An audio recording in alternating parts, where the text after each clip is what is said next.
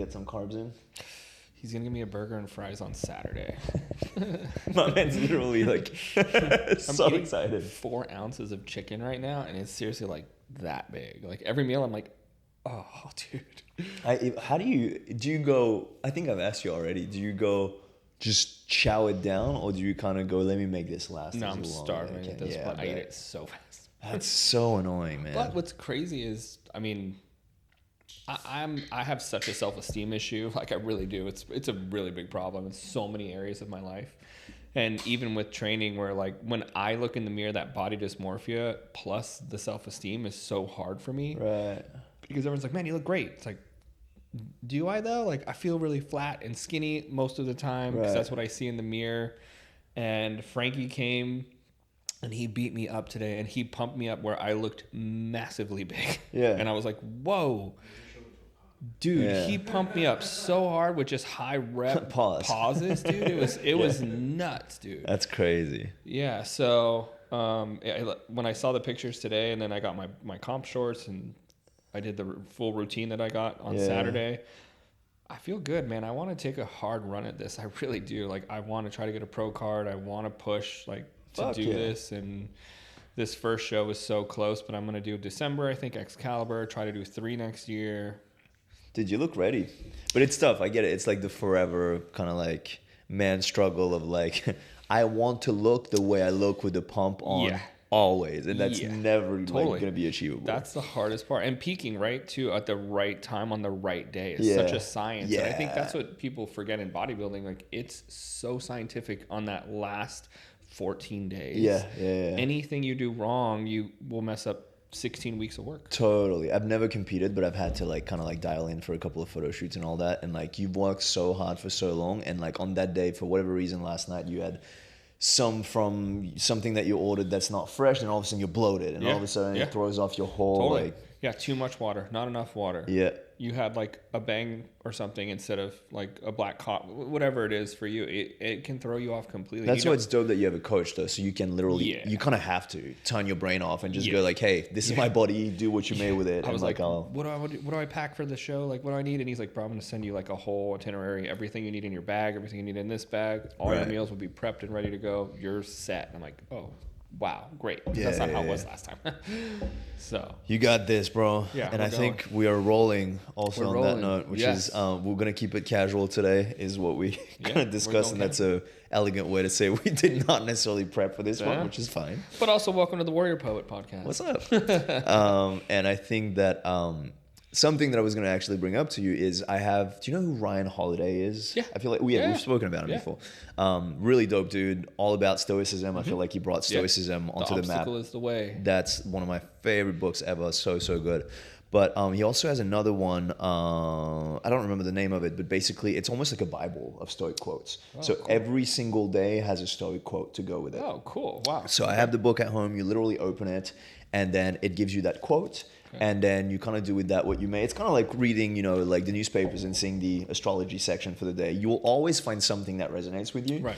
And I kind of thought that maybe we can brainstorm on that, but it would be fun to either do that for an episode or at the end of our episodes. Maybe we could have like a 5-minute like wrap up of like, all right, what's the like Stoic quote of the day? Because I know we both really like vibe with Stoicism. Yeah, I love Stoicism. And then just kind of expand on it, and then we can leave that up for the comments at the very end too. And I feel like that very much kind of aligns what we're doing. I like it. So I'll bring the book next time. But perfect. Maybe that's a cool transition to actually speak about what we both resonate with when it comes to like Stoicism. Yeah. I think. Yeah. Yeah, I don't remember how I found Ryan Holiday. Oh, yeah, no, I do. I know exactly how. Never mind. My favorite author is Robert Greene. I love Robert Greene. I think he's an amazing writer. He's known for the 48 Laws of Power. That's the most famous book he's written. My favorite book ever is Mastery, though. Like, I love his book, Mastery. I'm obsessed with mastering things, and I love hearing how other people do it. Yeah. And The Laws of Power was a cool book, but a lot of people use it for manipulation tactics. I feel like it gets a bad rap for it's supposed to be made for the opposite. Like, hey, these are the things that people will use over you just so you know what they are. Yeah. But so many people are like, wait a minute, there's 48 ways to take advantage of people. Totally. And they like went the other way with it. You're like, no, dude, that's not. You're using this for evil. I think it's the same with. I went through I'm trying to be careful how I preface this because I don't want to come across as a fuckboy, but I went through a phase in my 20s, we all did to some degree, of like, get your heart broken, and then all of a sudden you're like, I never want this to happen ever again. Turn it off. I'm going to be a bad boy. And you do the whole, go down the rabbit hole of like, how do I become better with women? And so I remember for me, it was this French website at the time that was called L'Art de Séduire, the art of seduction. And like every week they would have like these blog posts that would lead you to like really cool articles that had to do with like women's psychology, the laws of power, and like all of these different avenues, and neuro-linguistic programmation, all that. And it had at the time such a bad reputation because exactly like you're saying, like people were like, well, you're just manipulating people. Like that's awful. You shouldn't be doing that. And sure, that could be one avenue that people take that. And like, if people use it for that reason, it sucks. And like, congratulations, you're not a great human, I guess. But so many people grew up being so nerdy, so afraid, so shy that it actually gave them a little bit of an inch forward into like, hey, let me be a part of the conversation. Let me try to also go for what I want as opposed to it depends what you do with the power, I guess. What was that book? The playbook? The game. Neil Strauss. And Mystery. That was his nickname. TV show. He wore a fuzzy top hat and snow glasses. Oh, he still does, bro. Oh, dude, I remember watching that show. And it's like, I remember one of the things that always stands out to me because I see people do it still. Where it's like, man, if you like that girl and that's a pretty girl, walk up to her and then talk to her friend only. And it's like, and I watch guys do it still now, like all the time. We're like, bro, but it's so rude. It's so rude, and it could be done in a way that's so wrong that it could fully backfire on you. But I think that like one thing that I read one time on this whole idea of like the pickup game and seduction, which I loved, is that basically what these guys are teaching these guys that are newer to it is basically a way to have that thing that we all know a friend has. Like, we all have a type of friend that like walks into a room beaming. The whole room stops, looks at them. They're like playful. They're having fun. They're relaxed. You want to be around them.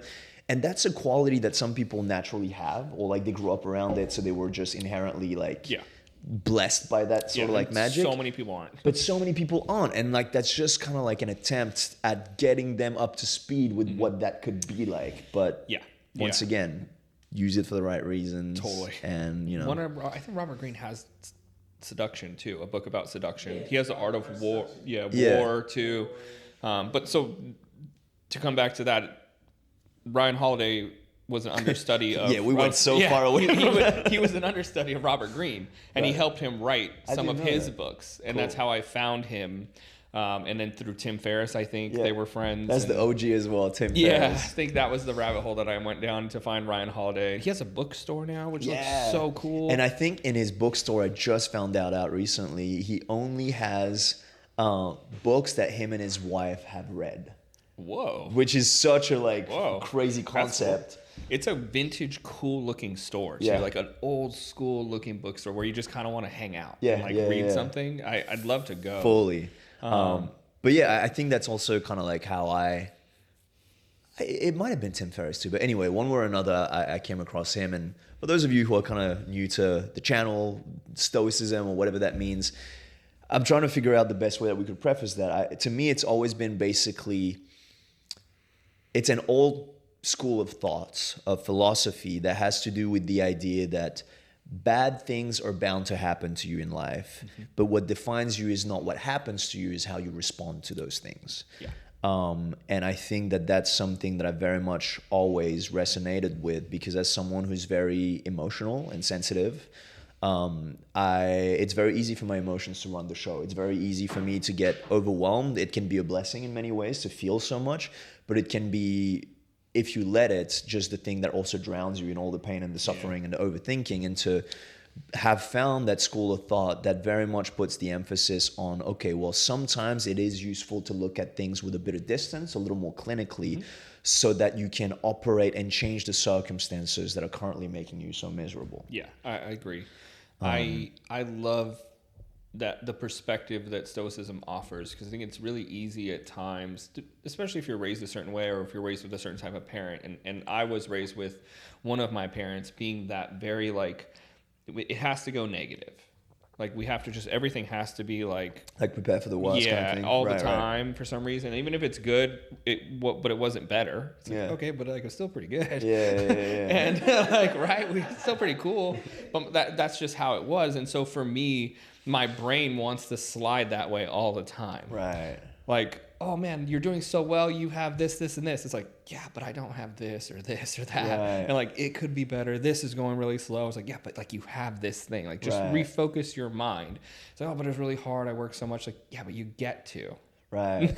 And you're like, and I think when that happens, because I have similar thoughts very often, or like mechanisms, I guess. Like it's so easy to get robbed of the happiness that the present moment could give you, and to like catastrophize and to just go down rabbit holes that are really negative. One of my favorite Stoic quotes, which I have on my back actually, is we suffer more often in our imagination than in reality. And that to me has defined literally my early 20s, my teens, all that stuff, because you know, I'll use a specific example. When I was younger, I went through so many breakups that, you know, and that's a whole separate podcast. You often replicate the stuff that you grew up around, or like that you're afraid of. That's the kind of stuff you tend to draw in your life or attract. And for me, it was the fear of abandonment. And I went through so many relationships where when they ended, it felt very much like someone walking out on me, someone abandoning me, which was excruciating and so painful. And I think that very often I caught myself as I got a little bit older going, you know what? The pain I felt at the end, undeniable. That was so painful, so heartbreaking. But I was already in that pain as the relationship started, because I was anticipating that pain already. Right.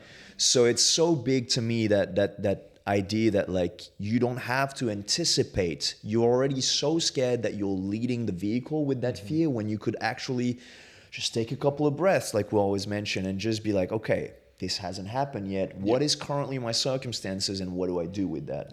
Easier said than done. But easier said than done. But looking at what are my current options is one of like the best things that you could learn and train yourself to do, because it's so easy to feel that anticipation of fear or dread or worry or abandonment, and not even realize for a long time that it's just wired in there. Yeah, like, I think you might like that. I once read the acronym FEAR, false evidence appearing real. Yeah, dude. I always love that one. Yep. It's one of those things that as you like unravel your own like psyche and try to figure out philosophy and psychology and man, why do I make these decisions? So many things are always traced back. Yeah. But it's also looking at forward, right? It's not dwelling only on the past. And I think, you know, I got stuck there for a while too, where it's like, all right, well, I can see all these patterns in the past, and I'm so focused on looking back that all the stuff in front of me is behind me, because I'm just turned looking in the opposite direction, and I'm missing so much opportunity and moments and. Right. And I think also like the beautiful thing that Stoicism brings to that is that it brings you back to you. It like really reinforces the idea that you can only control your own actions. Yeah. Like people will do shit around you that you might have expected, may not have expected, and the only thing you can control is your reaction to these events. I listened to what's the name of that podcast? Chris Williamson. Modern Wisdom. And he had an episode with Naval, I think that's his name. And anyway, he said something, I'm going to butcher that, but that basically you can only control yourself, but I'm going to butcher that. The idea was that you only control yourself and you can never control other people. You will always attempt to do so, but you'll always fail. The only thing you can control at the end of the day is your own like approach to things and the way you react. And that's why so many relationships, I think, end up failing as well, whether it's friendship or like, you know, romantic relationships, because we're attracted to the potential of someone. We're attracted to the idea of down the line, I'll be able to change that, you know, it's like almost like an investment. Right. And then, you know, it ain't like that. No, definitely not. And yeah, it's really easy to go into that too. I think what I like about Stoicism is being more aware in general, right? I think awareness is like the root of it to me. Yeah. Because even being aware of something like that, we want to think that. Right. We just naturally want. I think all of us do. But when you look at Stoicism and you're more aware of you, and even like what I said, where this is in front and this is behind, it's actually me. I'm in the middle, and I need to breathe and reset. And it's not really about either. It's just about where I am. I can choose to keep looking that way. I could choose to turn around and go this way. Totally. But I have to be calm enough and aware enough about where I am and what I want to do that. And with a partner, you have to be calm enough, aware enough about you to know, like, hey, it's not about me influencing them. Right. It's about me making decisions and hoping that along the way we align in that way and we communicate what we want or what we need. Yeah. And there's also, I think, and that's something that definitely is to be practiced. Like I know for myself, like to know that you've taken accountability for your actions, there is something quite freeing about knowing that you've given it the most you could have given it, you know, regardless of what it is that we're talking about, like an endeavor, a goal, an objective. And the rest is not up to you. But there is something about that where like you can go to sleep at night and just go like, I could have done more. And I myself often forget, like I'll do something and I'll give it my everything and beyond that. And then I'm beating myself up because the outcome is not there yet or not fully what I want it to be. And then at nighttime, every now and again, I'll get the clarity and but I couldn't have done anything else. I did everything I could have done. So maybe I can, and all of a sudden the weight goes off a little bit. But there's also this idea, I think, which I love, that makes me think of another tattoo I have, amor fati, which is something that Stoics kind of swear by. They have I think there's 3 quotes. There's amor fati. There is it's not carpe diem, I think, is the one that relates to amor fati. But anyway, there's 3 of these Latin phrases that I think is kind of like their compass. And amor fati reminds me of that conversation because it's the idea that like you're a lover of your own faith. There is something that's very important, I think, in the celebration of the fact that as hard as your path may be, it is your own path. And there is something to be celebrated, to be proud of about that. That is exactly what makes you so unique to you. And I think it's important to not brush past that. Even your struggles, even the hardship you go through, that's your own. Nobody else has that. There's something about you going through it that's beautiful. Yeah, that's your fingerprint for sure. It's just you. I love that. Your fingerprint. Exactly. I don't think I've actually heard that. That's really cool though. And now I'm gonna go Google these 3 things after I'm trying looking at that. Because I know there's one, and one of them is we all die, right? What is it? Now I'm annoyed. That's one of them, but yeah, so it's fine. We're gonna figure it out. More fun. It's gonna come back. But I had a bracelet from my friend who makes them, and it was so cool. It's. I think my dad used to tell me something that I feel is very stoic. Looking back, but as a child, I was like, "This is the worst thing to tell a child." Right. Maybe you could have said it different, but anytime something would happen, if I get hurt or if I would get upset emotionally. Not in a patronizing way in any way at all, in a very calming, chill way, he'd be like, hey, pain is your friend. Right. You need to learn from this moment. Super chill. It wasn't like, hey, you're being a weak little punk, like get up and rock. It was just like me and him. He'd make me focus on him. Hey, pain is your friend. What can you learn? Right. Okay. Go learn that lesson. And I love that framing. And I think, like looking back now, for me, that's a very stoic thing to think about. This thing is occurring, and it might hurt, or it might be an obstacle that I need to get through. But what can I learn from it? Right. As I'm going through it, as I'm in it right now, in this moment, after the moment is past, what can I learn from it? Well, that's the funny thing with pain. I feel like pain is its own like beast. I mean, very often it's like a signal, right? Your brain is sending you because you're either in danger or you're like out of your comfort zone. Yeah. And depending on exactly what you just said, the way you look at it, you can really sort of like handle it, ride that wave, harness it. I know that this is the stupidest example ever, but I had seen a David Goggins, we all have video once. He was talking about that time, I think he ran Moab or something like that. And he ended up in this bathtub, like pissing blood and like, just like on the verge of having to go to the hospital. And his wife is like, we got to go, David, let's go. And he's like, let me enjoy that. That's my pain. I earned it. Let me enjoy. Who would do that? Okay, that's a little extreme. Goggins. But you're going to laugh at this, but there's been times where like I'd have like a pimple, on my face, and then I'm going to pop it. It's nighttime, and it's one of those motherfuckers that is so potent that you feel like you have a planet growing on your face. And you go for it, and then it doesn't pop for whatever reason. And then sometimes that David Goggins quotes would like come into my head. just to get through the pain of Yeah. like it didn't pop and it's so painful. Like maybe it's on the eyebrow, like the nose, whatever it is. And I go, you know what? It's mine. I owned it. It's This is mine. It's my mine. I pain. earn it. And it works. It's crazy. It is so stupid, but it works. I love Goggins, dude. He's great, but He's on another level. he's on another I level. don't want to be on his level, but I want to watch him be on it. He's the kind of guy, Brian Johnson, you know, that guy that wants to be forever young. He reminds me of that. You need these people that are so extreme. They almost test the limits. It's almost like paid field researchers that just literally explore how far we can push the things. I don't want to go there. No, I don't want to go I'm there. happy to watch you I would love find to watch you do it. I am so curious. I watch you fuck around and find out. You tell me what you found. But I think you're right though about pain, and I have it was a shirt that I wanted to make at a certain time. I have never done it, but it's you know, pain has a purpose, and it does. It's a signal, just like you said, and you have to be aware of it. And I think we get so comfortable that we try to avoid pain at all costs. right.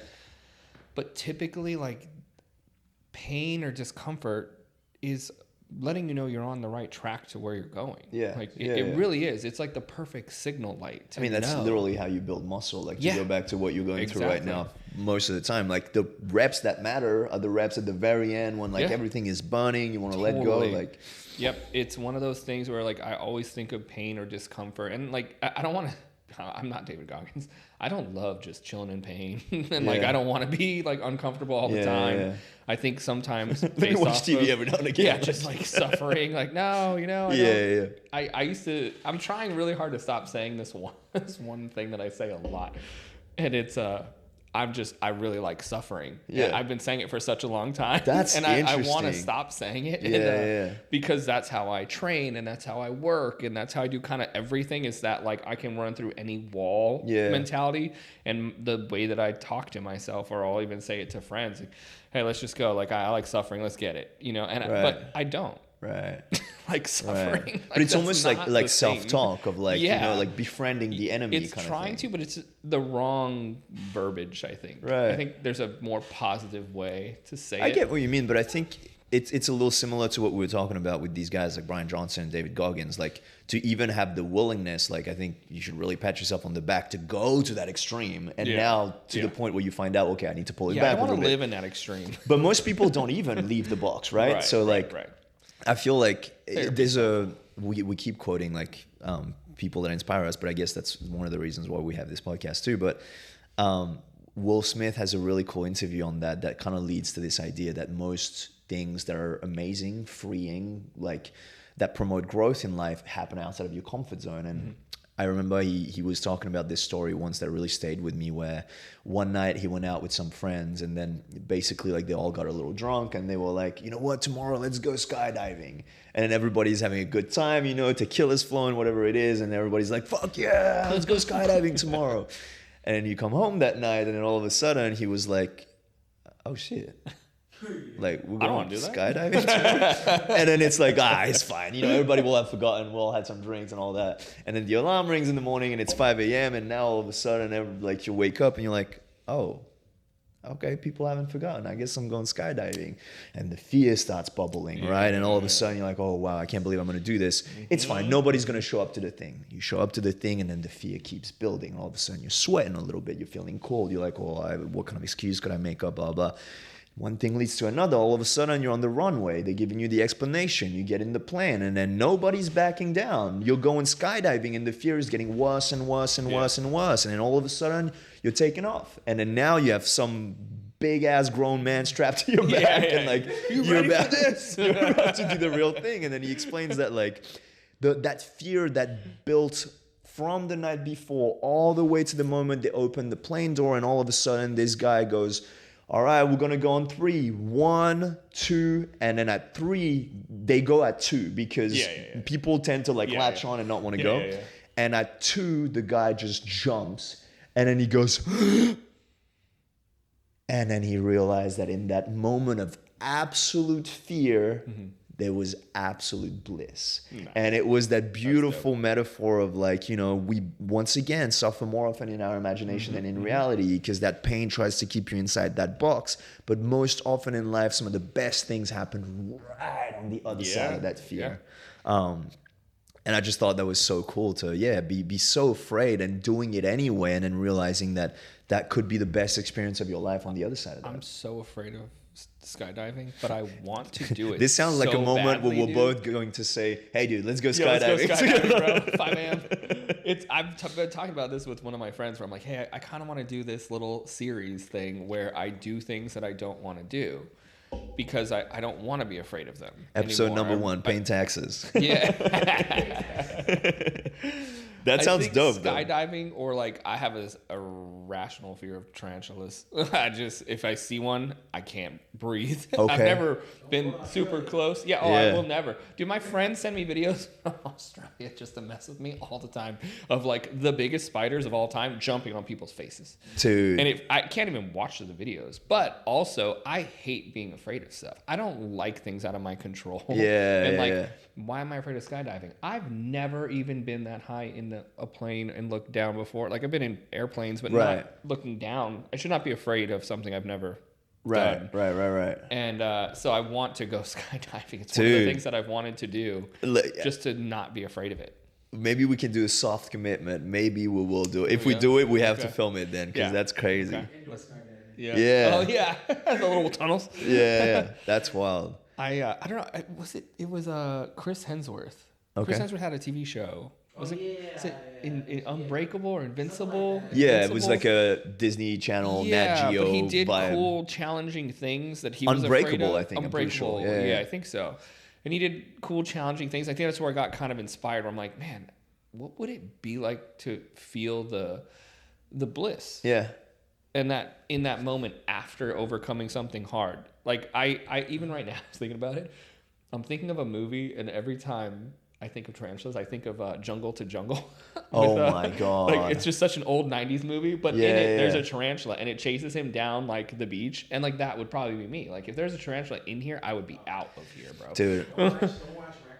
No. I'll tell you those. a story. That was my first encounter with a spider, like a real legit one. So I spent 7 years in Australia, as you know. Yeah. And I was living in the city in Sydney, and I kind of thought to myself, like, everybody's going, oh, Australia, everything wants to kill you. I'm in the city in an apartment building. Like, I'm good. And then this happened maybe 10 years ago. And I remember I was like with my ex at the time, and we were watching a movie, and we were a little high, just chilling. And I had this like little mezzanine at the top with my bed, but we were downstairs on the couch watching TV. And, the weed's doing its thing. I'm having a great time. And all of a sudden, I see a I see a thing crawling from under my bed. And I look up, bro, I'm not joking. The size of my hand. It's called a wolf spider. So anybody look that up. Oh, I've seen those. Yeah, this thing starts crawling from under the bed. Yeah. When I tell you, I made a sound that as a man, I didn't think I could make. It was so high pitched. I could have spoken to dolphins, bro. It was crazy. Yeah. And so, but it was a 2-time reaction. Number one, you see the thing, you scream. Number two, way worse, the realization that as the man, you're the one expected to take care of it. I know, right? So all of a sudden, like, she leaves the apartment, I'm still in there, and that thing, I grabbed the spray. That thing starts leaping like it was a trained spider. Dude. I lost it. I sprayed it, but then I lost it. It disappeared. I don't know where. Oh, no. I did what any. Out.